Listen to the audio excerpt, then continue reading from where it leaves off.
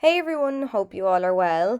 Today I'm starting out as always by priming the eye area, and to do that I'm using the Urban Decay Eyeshadow Primer Potion.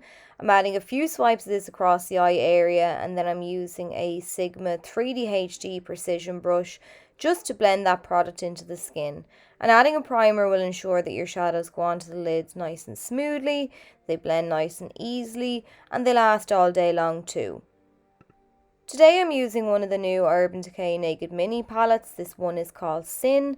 It has 6 shades in a range of finishes. Now, my pan arrived looking a little bit worse for wear, but it's nothing I can't fix up myself, so no big deal. The first shadow I'm starting off with is called Boring, and this is a light, almost peachy brown I would say, and it has a matte finish to it. I find this shadow is a little bit thin, and as a result it's a bit powdery, so just make sure to tap off any excess product off your brush before you start applying to the eye area, or else the fallout is just going to land down onto your cheeks. So I'm using a crown brush crease brush now to apply a wash of this shade into the crease of the eye. I'm starting by using little back and forward sweeping motions and then circular motions to pull this colour all the way across the crease. Once I've laid down the shade where I want it, I'm going to start lightly and gradually working it upwards, working with a light hand just to ensure that I get a nice soft blended effect. I don't want any harsh edges. And then once I've little to no product left on my brush, I'm going and using larger sweeping motions, just once again to help fade that shadow out. I want it to fade out to almost nothing the closer to the brow bone that it gets. I'm adding a second layer of this shade now just to build up that intensity. With blending I lost some of the pigmentation, so I'm just giving it a nice boost once again by adding another helping of that shadow. The next shade I'm taking is called Twisted. It's a warm, almost reddish toned brown shade, and it has a matte finish as well.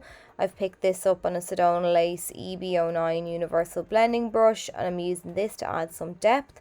The brush is a good bit smaller and slightly tapered than the one before, so it's good for precision work. So I'm starting by tapping the shadow down on the outer third of the eye, and now I'm using little circular and sweeping motions to blend the colour up to the crease of the eye to meet that shadow boring.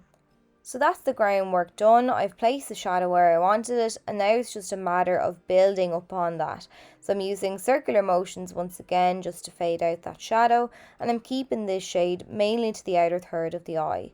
So even though I pull the shadows outwards, I don't want a harsh line from my eye unless I'm using an eyeliner to create a wing. So a little step I like to do is to take some of my face powder on a flat C-shaped brush, and I like to run this along the edge of the shadow, so not only will it soften the shadow's appearance without adding any extra shadow, but it'll also clean up that area and it'll give you a much more seamless finish. As I mentioned before, by adding that initial layer, that's just creating the groundwork for us to build upon. So I'm going in now again with that dark brown, and I'm very carefully intensifying that shade once again.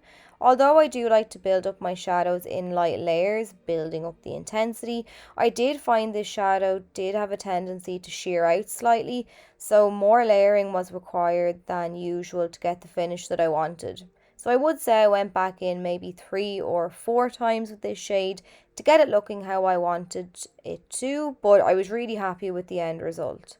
So I'm going back in now with my crown brush that I used initially, and I haven't picked up any more product on this brush. I'm just using what's left to go back over the crease area to help fuse those two shades together a little better. I'm then taking the shade Sin, which is that second shadow there. It's a lovely warm light peachy shade, and it's got a metallic finish to it. I'm using the flat C-shaped brush from Sigma once again just to add this shade onto the lid.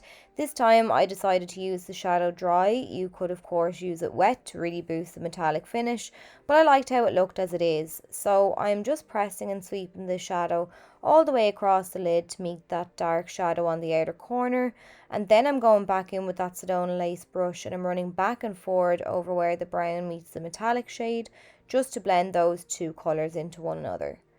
So now that we've finished with the lid, it's time to repeat those steps down along the lower lash line.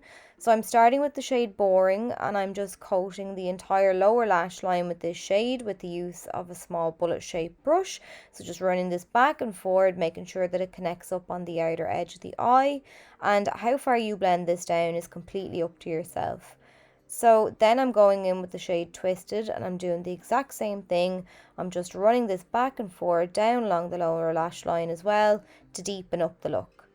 I'm moving back to the palette now and taking Bad Habit, which is the first in the lineup. It's a light frosty beige shade. I'm applying this with a Wet n Wild pencil brush around the tear duct of the eye, just to add a nice bit of brightness to the eye area. And then I wanted to keep this look nice and light and bright and wearable. I think it would be great for any occasion, for absolutely anyone. So I'm using a nude liner now from NARS to line my waterline to make the eyes look nice and bright.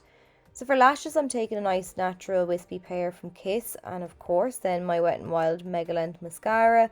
I'm using this to coat the bottom lashes, and I'm really focusing on pulling them downwards just to help open up the eyes, and then I'm blending my own lashes in with the false ones, and that's it. So there's a couple of other palettes in this mini series, and if you'd like to see looks on them, please do let me know. If you enjoyed the tutorial, please let me know as well, and I'll catch you all really soon.